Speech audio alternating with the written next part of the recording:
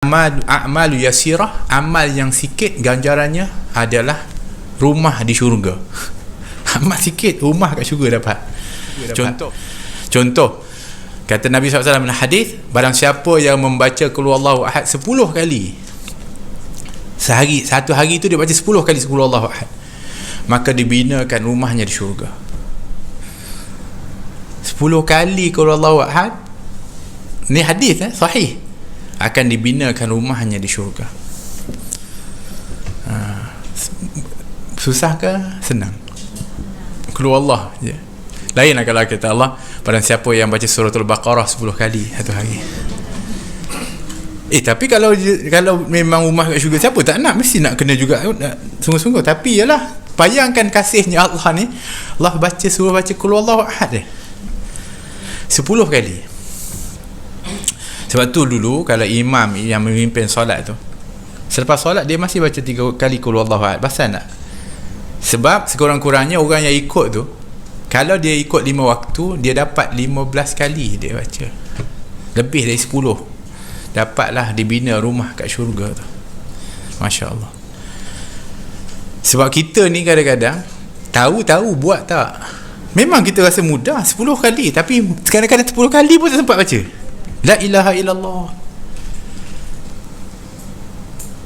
Sebab minta maaf, di antara halangan yang kita ada adalah kita kurang yakin.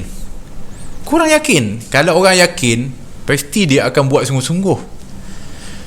Walaupun kita mengaku kita yakin, percaya, betul Nabi cakap ni, tapi tak buat kerana kurangnya yakin. Itu namanya kurang iman dia panggil. Yakin kan iman. Kalau orang yang beriman, dia mesti dia yakin, dan apabila dia yakin, dia akan, itu sifat sahabat dia apabila dapat dengar aja, dia akan terus, dia panggil pulun lah, dia tak tangguh-tangguh dah, dia tak tanya dah, betul ke, takkan 10 je kot. Ini kita tu, perangai kita tu, 10 je dapat masuk syurga semua syurga. Macam seolah-olah kita pula yang mempersoal, mempertikai. Sahabat tak ada dah, asal ada je peluang, dia akan ambil. Sebab tu ketika mana Abu Dahdah ada satu orang datang mengadu, seorang budak mengadu kepada Rasulullah, ya Rasulullah, saya ni ada tanah peninggalan ayah saya, kecil je, tak besar, dengan sebuah rumah. Cuma saya nak binakan dia punya batasan pagar dia lah, kan? Nak elokkan, nak betulkan rumah tu. Tapi ada satu pokok kurma yang duduk betul-betul kat batasan tu. So dah jadi problem, macam mana nak buat ni. Dan owner yang pemilik kurma tu, kan, bukan kurma pun, satu batang tu je, yang lain tu tanah dia lah.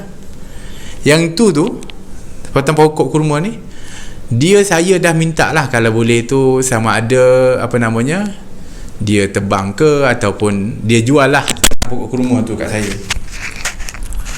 Dia tak nak, bahkan dia kata kalau nak, harga dia mahal sangat. Saya tak mampu ya Rasulullah. Dia mengadu Nabi kata panggil lah owner tu. Datanglah owner tu. Rasulullah kata, kalau pasal pokok kamu ni begini, kalau kamu bagi, kamu akan dapat pahala besar, ataupun kamu jual lah dengan harga yang berpatutan, yang sesuai, sebatang pokok kurma je pun, kan. Tapi nanti, kata Nabi, akan digantikan dengan sebatang pokok kurma dekat syurga. Allah tahu, Nabi SAW tawarkan begitu. Tapi subhanallah, dia ni orang yang kurang yakin. Dia kata kalau nak pun harga dia sangat mahal. Dia tak cakap lah tapi mahal, dia kata. So sahabat pun hairan, kenapa orang ni tak nak jual susah sangat, saja nak susahkan. Abu Dahdah ni dia ada kat situ, dia dengar. Dia kata kat Rasulullah, ya Rasulullah, kalau sekiranya saya dapat beli daripada orang ni, kemudian saya pun berilah kepada anak yatim ni, adakah saya akan dapat seperti mana yang dijanjikan kepada dia, iaitu pokok kurma dekat syurga tu? Kata Nabi, dapat. Siapa saja yang beri ni, saya janjikan, seperti mana Allah izinkan, dia akan dapat pokok kurma dekat syurga. Dia pun pergi jumpa dengan lelaki tu. Abu Dahdah ni terkenal dengan seorang yang memiliki kebun-kebun kurma. Dan satu pokok kebun kurma dia ni sangat masyhur, buah dia sangat lebat, kemudian dia punya buah pun sedap. Dalam kebun dia tu pun ada perigi sumur air yang sangat sedap. Orang semua mengimpikan kebun macam Abu Dahdah ni, semua orang nak, tapi yalah dia ada bilik kebun tu. Dia pergi jumpa dengan orang tu, dia kata, nak tak kalau sekiranya aku tawarkan kepada kamu untuk sebatang kurma tu? Apa tawaran kamu? Kebun aku yang kamu tahu tu. Dia terkejut, betul ke Abu Dahdah? Betul. Untuk sebatang kurma tu, kau ambil lah kebun aku tu. La ilaha illallah. Orang tu takkan tak nak satu kurma nak ganti dengan kebun kurma yang ranum buahnya dengan, yalah, sedap kan, dengan hebatnya tempat tu. Jadilah transaksi, maknanya itu milik kepada orang tersebut. Dia dapat batang kurma tu, jumpa Rasulullah, ya Rasulullah, aku dah dapat dah, sekarang ni aku nak berikan kepada anak yatim ni. Kemudian dia tanya balik, ya Rasulullah, dapat tak? Saya dapat tak pokok kat syurga?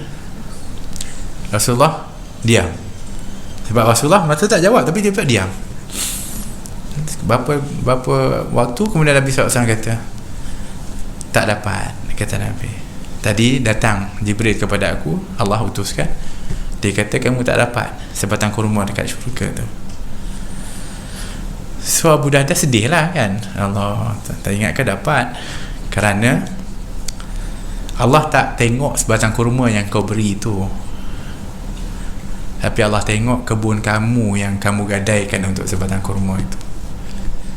Allah tak gantikan dengan sebatang kurma, tapi Allah gantikan kamu nanti kebun kurma yang tak terkira banyaknya, dan buah-buahnya yang ranum dan enak, dan juga sungai yang mengalir di dalamnya, menggantikan daripada apa yang kau gadaikan demi sebatang kurma ini.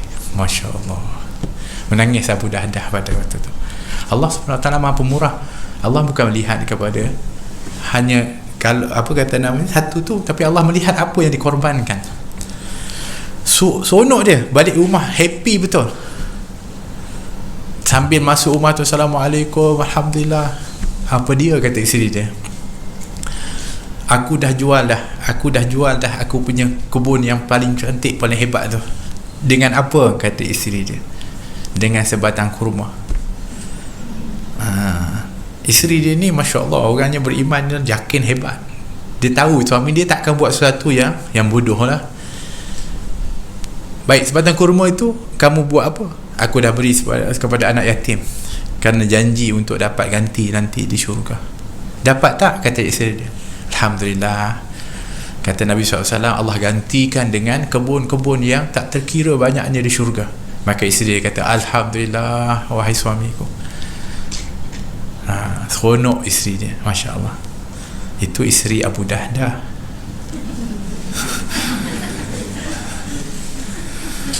Kalau kita kan, suami datang, suami dah jual tu, tinggal dengan sebatang kurma, marah kita. Sebab dua-duanya Masya Allah yakin, imannya luar biasa. Ini para sahabat begitu, pantang ada offer, mereka akan sungguh-sungguh untuk dapatkan. Jadi kalau kita baca Qul Huwallahu Ahad 10 kali, kita dapat rumah di syurga.